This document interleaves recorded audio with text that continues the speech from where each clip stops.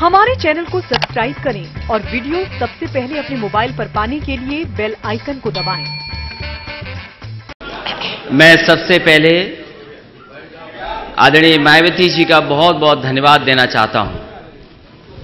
साथ ही साथ बहुजन समाज पार्टी और समाजवादी पार्टी का जो गठबंधन आपने स्वीकार किया है, उसके लिए भी मैं बहुत बहुत बधाई और मुबारकबाद देता हूं।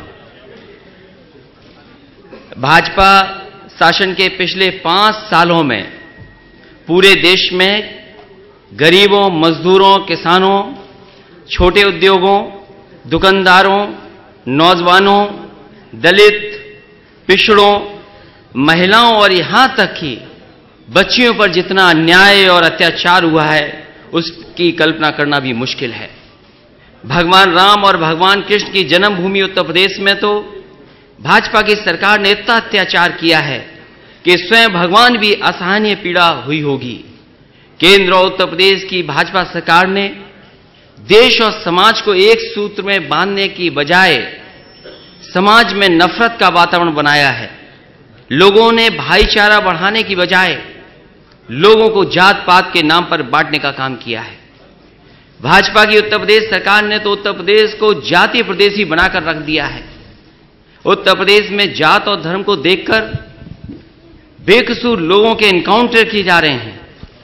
अस्पताल में इलाज शुरू करने से पहले मरीजों की जात पूछी जा रही है।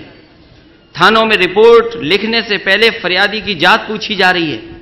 यहां तक कि दुर्घटना में घायल व्यक्ति को सहायता देने से पहले भी उसकी जाति पूछी जा रही है। और अब तो स्थिति यहां तक आ गई है कि भाजपा के नेताओं ने भगवानों को भी जातियों में बांटना शुरू कर दिया है। अपनी नाकामियां, अपनी विफलताओं और असली मुद्दों से जनता का ध्यान हटाने के लिए भाजपा द्वारा देश और प्रदेश में धार्मिक उन्माद फैलाकर भय और आतंक का वातावरण बनाया जा रहा है। गरीबों की बहू बेटियों की इज्जत को सरेआम बेआबरू किया जा रहा है। उचित इलाज न मिलने के कारण गरीबों के हजारों बच्चे रोजाना सरकारी अस्पतालों में मारे जा रहे हैं। खाना न मिलने का कारण करोड़ों लोग रात को भूखा सोने पर मजबूर हैं। पूरे देश में अराजकता का वातावरण है। अन्याय और अत्याचार के कारण शरीफ लोगों का जीना मुश्किल हो रहा है। केंद्र सरकार की गलत नीतियों के कारण गरीब किसान हर रोज आत्महत्या कर रहे हैं। देश के नौजवान भाजपा के झूठे वादों से आहत और निराश होकर के बेरोजगारी के कारण आत्महत्या कर रहे हैं। देश और समाज के इन सुलगते मुद्दों से बेखबर भाजपा सरकार बड़े बड़े उद्योगपतियों को खुश करने के लिए उनके बड़े बड़े लोन माफ कर रही है। इतना ही नहीं, हीरे के उद्योगपतियों की सुविधा के लिए अहमदाबाद से मुंबई के बीच बुलेट ट्रेन को जल्द से जल्द चालू करने के प्रयास किए जा रहे हैं। मेरी आवाज अगर भाजपा के नेताओं तक पहुंच रही हो तो वो सुन लें। धर्म की आड़ में देश और समाज में नफरत का जहर घोलने वाली भाजपा की कूटनीति का विनाश करने के लिए और भाजपा के अत्याचारों से आम जनता को मुक्ति दिलाने के लिए समाजवादी पार्टी और बहुजन समाज पार्टी ने एकजुट होने का निर्णय लिया है। आगामी लोकसभा चुनाव में उत्तर प्रदेश की सीटों पर समाजवादी पार्टी और बहुजन समाज पार्टी मिलकर के उत्तर प्रदेश से भाजपा का सफाया करेंगे। भाजपा और भाजपा के नेता ये बात भी अच्छी तरह से समझ लें कि बहुजन समाज पार्टी और समाजवादी पार्टी का केवल चुनावी गठबंधन नहीं है, बल्कि भाजपा द्वारा किए जा रहे अन्याय और अत्याचार का अंत भी है। अब बहुजन समाज पार्टी, समाजवादी पार्टी और दोनों पार्टी के कार्यकर्ता मिलकर के भाजपा के अत्याचारों का डटकर मुकाबला करेंगे।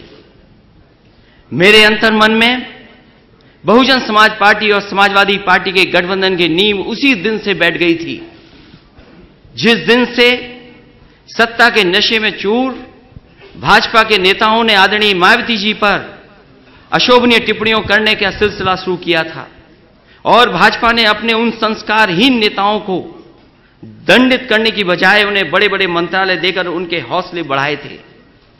अपने मन में मैं बहुजन समाज पार्टी और समाजवादी पार्टी के गठबंधन पर उस दिन अंतिम मोहर लगा दी थी जिस दिन राज्यसभा के लिए बहुजन समाज पार्टी और समाजवादी पार्टी के संयुक्त उम्मीदवार श्री भीमराव अंबेडकर जी को छल, कपट, धोखे और विश्वासघात से हराकर भाजपा के नेताओं ने खुशियां मनाई थीं।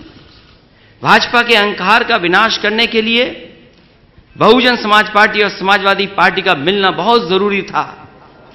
आपको याद होगा, मैंने इसीलिए कहा था कि बहुजन समाज पार्टी से गठबंधन करने के लिए अगर हमें 2 कदम पीछे भी हटना पड़ेगा, तब भी हम गठबंधन करेंगे और भाजपा के अहंकार को तोड़ेंगे।